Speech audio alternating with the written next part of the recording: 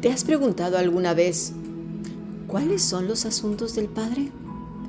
La gente solemos interpretar como negocios, y los negocios para cualquier ser humano significan pues una empresa, asuntos administrativos, de empleados, de producción, de cobro de facturas y pago de las mismas, cuestiones financieras y todas esas cosas. Pero Lucas no habla de eso. Dios no quiere decir eso en el Evangelio. Así que leamos en griego, tois tou patros mou, en las cosas de mi Padre. Eso es lo que dice. Jesús nos deja muy claro que Él sabía de dónde venía, cuál era su misión y lo que realmente importa. Esta mañana leímos Lucas 19:10, porque el Hijo del Hombre vino a buscar y a salvar lo que se había perdido. Las cosas del Padre van más allá de lo horizontal, es decir, de lo que está aquí en la tierra, de lo que al hombre convencional le preocupa, le inquieta y desestabiliza. Los seres humanos estamos tan centrados en nuestra vida que dejamos de lado las cuestiones eternas y de valor, aquellas que le dan significado y sentido a la vida. No sabemos cuáles sean todos los asuntos de Dios. En el consejo divino no podemos entrar. A veces solemos ser demasiado insolentes y pedimos cuentas al Padre de lo que hace. ¿Y por qué has hecho así, Señor? ¿Y por qué si todo estaba tan bien? ¿Y por qué si esta persona es tan buena o tan mala? ¿O si esta persona es inocente o joven o vieja? ¿O la amaba demasiado? ¿O te era tan fiel, Señor? Si esas vamos, pues crucificaron al Señor Jesucristo. Y luego de ahí un montón, ¿verdad? O peor aún, también cuando se trata de cosas. Ay, ¿por qué? ¿Por qué has permitido que lo haya perdido esto? ¿Por qué se fue al garete todo? Ay, ¿por qué, Señor, si todo iba tan bien? Pero mira, vamos a leer un texto, el libro de Job, en el capítulo 38:1. Entonces el Señor le habló a Job en medio de la tempestad y dijo así, versículo 2. ¿Quién eres tú para dudar de mi providencia y mostrar con tus palabras tu ignorancia? Hablamos siempre desde la ignorancia. Cuestionamos los asuntos de Dios. Para nosotros, los necios, asuntos de Dios son todo lo relacionado con los quehaceres, con el edificio al cual llamamos iglesia, ¿verdad? Quizás también con salir a la calle a repartir panfletos o hablar por aquí y por allá de algunos pasajes de la Escritura y que la gente haga una oración de 3 minutos. Pero los asuntos del Padre implican cosas que van más allá de lo que podemos entender, comprender y mira, entre comillas, hacer. Nuestra pobre comprensión de Dios nos hace ser muy insolentes, soberbios, incrédulos y muchas veces groseros. Porque por un lado decimos que le creemos, pero cuando permite ciertas cosas que nos duelen o nos parecen injustas, nos molestan, nos incordian, entonces la boca comienza a expresar lo que el corazón no puede callar porque si no explota. ¿Por qué Dios ha hecho así? ¿Qué ha pasado si esta persona es maravillosa? Sin querer o sin proponernos, estamos diciendo que Dios es injusto, que lo que ha hecho no tiene sentido, o quizás se ha descuidado de sus asuntos. Juzgamos y juzgamos, es una prueba, es esto, es aquello, ¿verdad? Somos muy rápidos para sacar conclusiones. Dice el Señor en el versículo 3 de este mismo capítulo 38. Muéstrame ahora tu valentía y respóndeme a estas preguntas. ¿Dónde estabas cuando yo afirmé la tierra? Dímelo si de verdad sabes tanto. ¿Sabes quién decidió cuánto habría de medir y quién fue el arquitecto que la hizo? ¿Sobre qué descansa sus cimientos? ¿Quién le puso la piedra principal de apoyo mientras cantaban a coro las estrellas de la aurora entre la alegría de mis servidores celestiales? Estos son algunos de los muchos asuntos del Padre, cosas demasiado maravillosas para poder entender o comprender. Somos muy buenos para cuestionarle, para reprocharle y para no saber esperar también. ¿Quién es este que oscurece el consejo con palabras sin sabiduría?, dice el Señor. La palabra es kshak. Quiere decir oscurecer, encubrir, entenebrecer. ¿Qué es lo que está diciendo el Señor? Que el que oscurece, el que enrarece, entenebrece. El consejo de Dios. La palabra es etzá, el designio, el propósito, el acuerdo divino. Bueno, decimos nosotros entonces, fíjate las expresiones que solemos utilizar cuando algo ocurre y no hallamos explicación. De todos los ejemplos que puse anteriormente, una persona que ha enfermado, que ha fallecido, cosas que no entendemos literal. Bueno, así Dios lo quiso. ¿Qué vamos a hacer? Esa es la voluntad de Dios, pues, ¿qué le vamos a hacer? Solemos decir con resignación, como si aceptáramos de este Dios que llamamos Padre, ¿sí?, que es injusto, que sus designios son malvados y que no podemos hacer nada. Decimos también, yo a Dios no le entiendo, no sé por qué hace estas cosas así. Lo que está diciendo el corazón es que Él no sabe hacer las cosas, que las hace muy enredadas, con lo fácil que es, tan sencillo, ¿de verdad? Bueno, en todo caso podría hacerlo así o asado. ¿Cuál es la conclusión? Pues que es un inútil, que no sabe lo que hace. Fijémonos cuando nos expresamos, ¿cuál es el sentido y la motivación de lo que hablamos? Usamos las palabras sin fijarnos también. Eso quiere decir oscurecer el propósito divino. Lo que los amigos de Job y él mismo hicieron al sacar conclusiones de Dios mismo y al intentar interpretar su consejo, su voluntad, sus designios.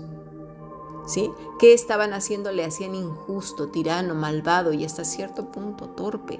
Y eso es lo que hacemos muchas veces cuando hablamos. Fijémonos, porque la boca está revelando lo que hay en el corazón. Dice el Señor con palabras sin sabiduría. Da'at quiere decir ciencia, conocimiento, docto, saber, sabiduría, inteligencia. Con palabras sin inteligencia, sin conocimiento. Hablamos a veces por hablar, salen cantidad de palabras. Hay gente que parecen literalmente unas cotorras. No saben lo que es cállate, cállate.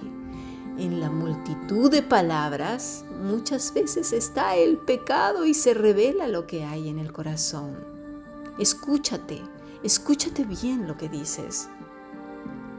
Muchas veces, por la falta de escucharnos a nosotros mismos, no logramos analizar de tantas palabras las intenciones de nuestro corazón.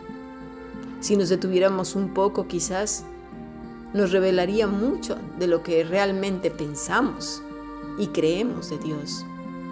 Queremos parecer piadosos y resultamos insolentes, soberbios, arrogantes. Y luego decimos con orgullo que estamos en los asuntos del Padre. Eso exactamente es hablar sin inteligencia. Pasemos a nuestro siguiente podcast. Creo que tenemos muchas cosas más que analizar.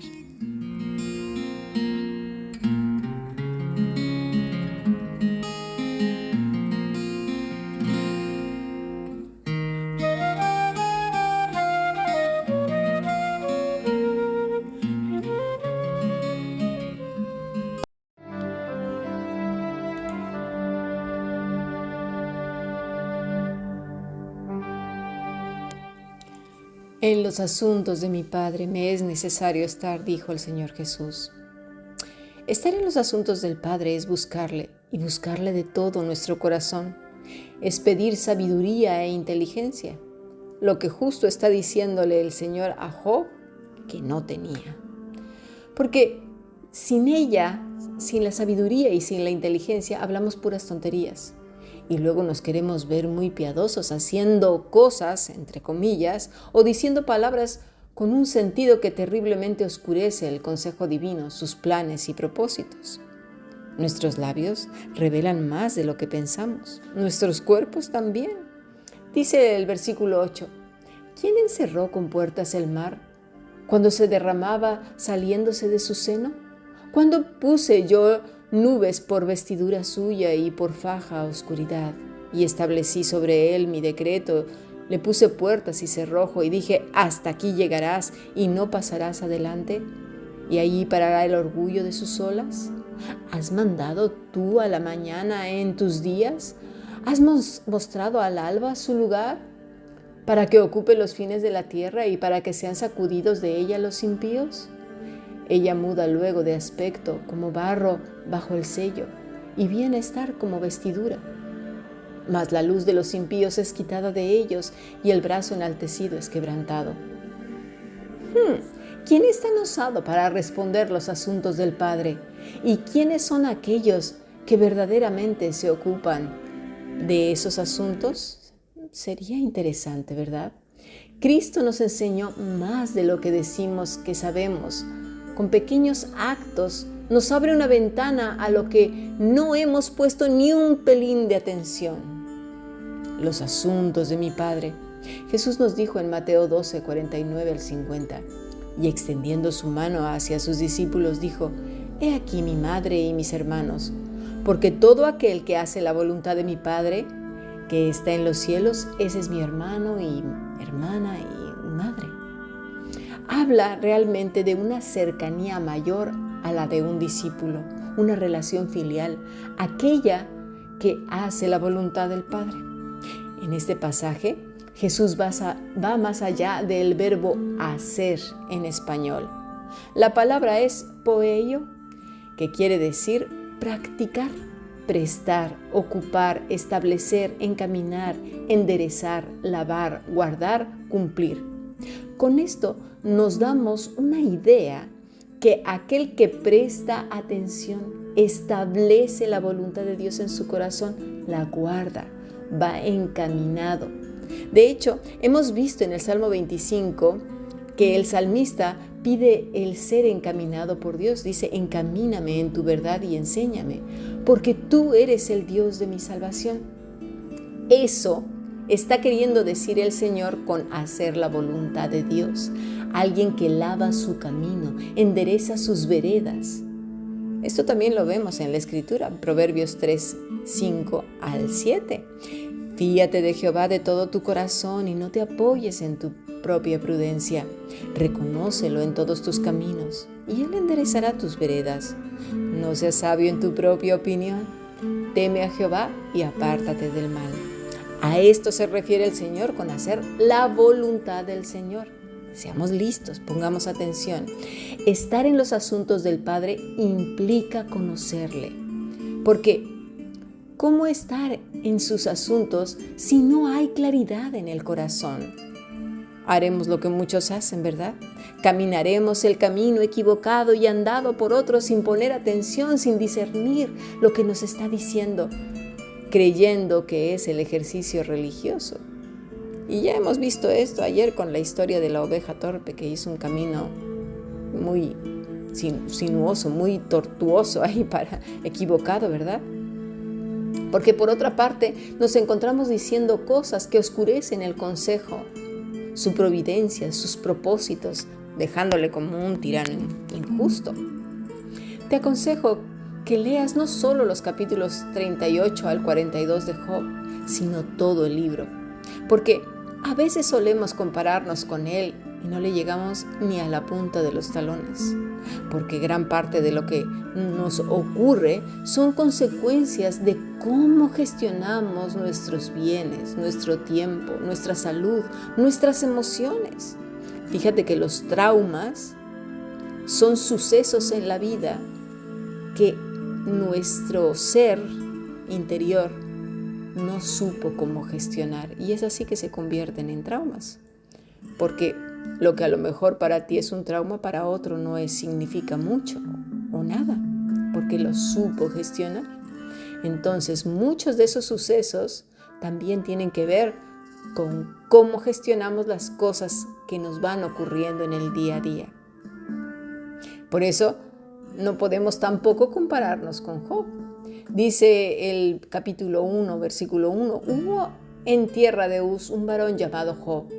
Era fíjate, hombre perfecto y recto, temeroso de Dios y apartado del mal. Ojalá fuésemos como él.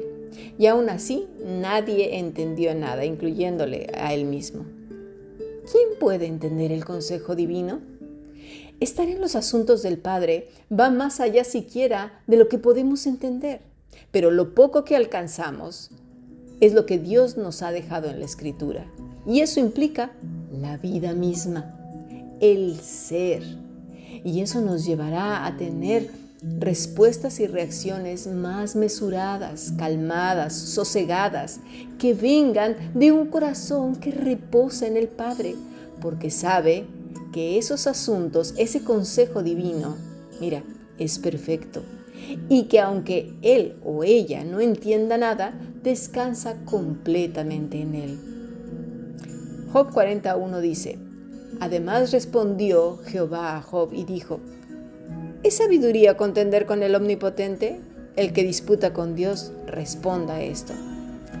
Es sabiduría contender con el Omnipotente. La palabra es yakach rib, que quiere decir alegar, discutir, censurar, castigar, condenar, disputar, reprender, corregir, reprochar, demandar, disputar, resistir, pleitear, sostener una controversia. ¿Quién puede alegar entonces con Dios? Censurarle, castigarle, condenar su consejo, demandarle cuentas, resistirse a su voluntad, pleitear como si fuera injusto. En los asuntos de nuestro Padre, me pregunto, ¿cuántas veces al día estamos en esos asuntos? Dice Job en el versículo 3 al 5. Entonces respondió Job a Jehová y dijo, he aquí que yo soy vil. ¿Qué te responderé?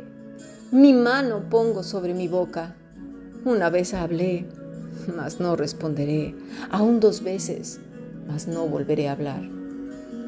Usados, religiosos, torpes, eso es lo que somos. Por eso se nos compara tantas veces con ovejas.